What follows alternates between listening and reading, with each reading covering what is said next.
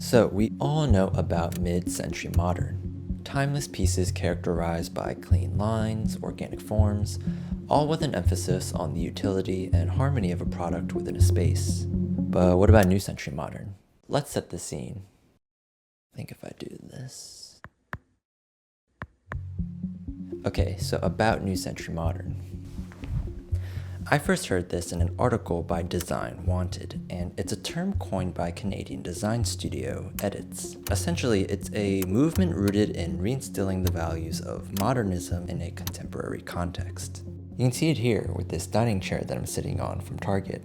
And while the form factor is emulating the mid-century modern style with its clean lines and organic forms, the material quality just isn't there. These legs aren't even real wood. They're metal with a faux wood finish. Contrast this with Edits, who are meticulously detailed about everything from the design to how the materials are sustainably sourced. Now, what does this have to do with lamptern that a lot of you aptly named in the comments?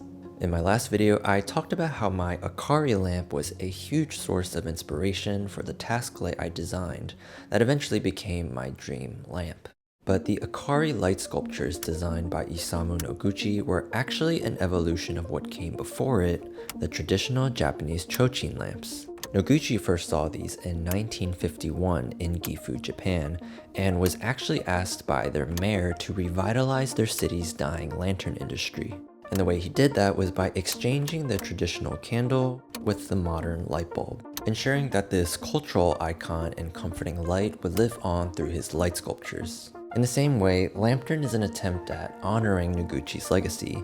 How might we continue celebrating culture and design in contemporary use cases? Now, even though I started this project way before the Design Wanted article came out on New Century Modern, I just think it's so cool that as a young designer, I could potentially witness a design movement happen in real time. Especially one where we go back to making products with values of timelessness, sustainability, and cultural celebration. A great example is this lounge cushion by Snow Peak that I've been sitting on for the duration of this video.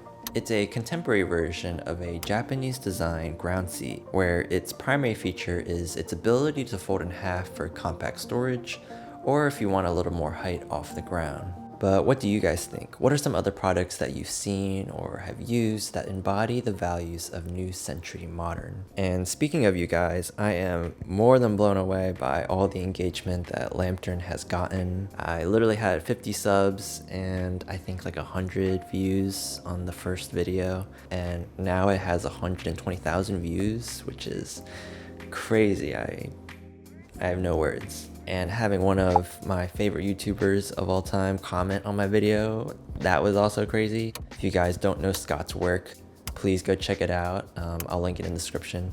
I also wanted to highlight some questions and comments about any features I'd add to develop this thing further. A few of you were asking if I'd consider adding a clamp so you could attach it onto a table or a shelf and save some more space on your desk. What's really interesting is that in the very early sketches of this project, back when I was a junior in college, I actually did include concepts of what this thing would look like with a clamp instead of the base. In addition to the Noguchi light sculptures, I was also really inspired by these traditional Korean lanterns called cheongsaturong that hang from these poles that you can carry with you or affix onto a wall, and is actually the reason why my lantern is suspended in the way it is. And speaking of New Century Modern, check out these contemporary versions by Korean design studio Jung-ho Choi.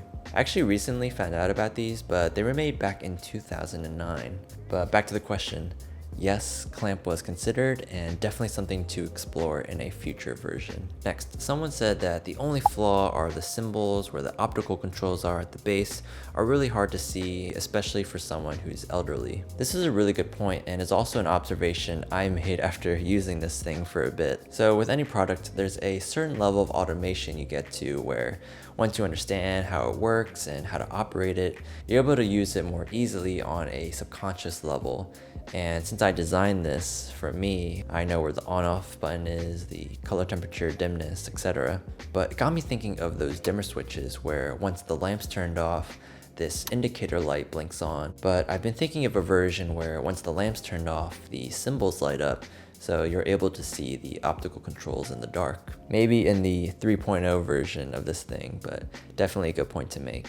Okay, so the big question, will I be selling this? And the answer is no, but yes, maybe? So two things. First, this thing is a fairly sophisticated design. Sourcing materials for the paper lantern is completely different from the housing, and I'm not even sure what the final housing material would be. I mean, would it be 3D printed? Would it be made out of metal, wood? I don't know. Which leads into my second point, is timing. It really just started out as a personal project that I wanted to share, and I had no idea that it would get the kind of reception that it did.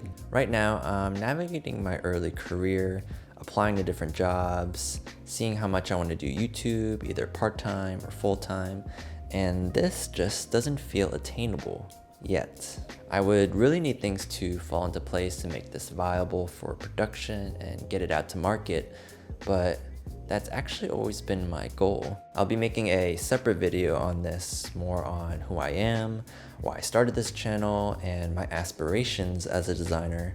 But my dream has always been to run my own design studio and sell my own products. And I started this channel as an extension of that dream, building a platform where I can share my personal projects, inside my design process, more explorative videos on topics of design that I'm personally interested in and researching. So if that sounds interesting to you at all, I hope you'll stick around and support the channel. So whether you're a seasoned vet in the design industry, a student that doesn't quite know if they want to do engineering, art, or design, or simply just somebody that likes to make things, just know that you're not alone in this journey, and I hope you find something here that resonates with you and helps you on your path. So yeah, that's the end of the video.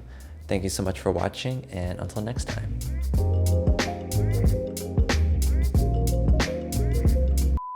We got that 100 subs, y'all. Let's go. Let's see if we got the 1,000 views yet. We're at 996 for now, but with a refresh. Hey, 1,000 views. Our first 1K video, let's go. Man, what a journey. People were here from day one. I appreciate those of you. Check out this post. Hello to each and every one of my 50 subscribers. This was an update when I was making the lamp video, and it was rough, to be honest. So I'm glad it's over and I can move on to bigger and better things, but appreciate it, and got lots more content for everyone. So stay tuned.